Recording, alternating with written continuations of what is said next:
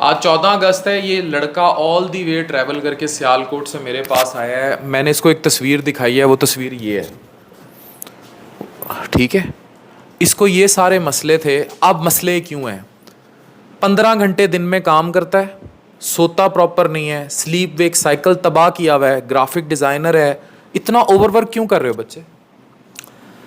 Family के लिए, अपने लिए थोड़ा करना पड़ता है। तो सेहत भी तो इम्पोर्टेंट है ना। तुम्हारी उम्र अभी 29 ईयर्स है। मैं तकरीबन 11 साल से काम कर रहा हूँ। 11 साल से 15 घंटे कंप्यूटर के आगे काम करते रहोगे तो बुढ़ापा कब आएगा? बुढ़ापे से पहले चले जाओगे।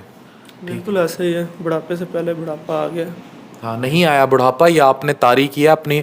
अगर आप अपने दिन में 1 से 2 घंटे अपनी एक्सरसाइज को नहीं दे सकते और आप 15-15 घंटे कंप्यूटर पे काम करते हैं और रात को नहीं सोते, तो फिर आप सफ़र होने के लिए तैयार रहें। इस बच्चे का इलाज भी है।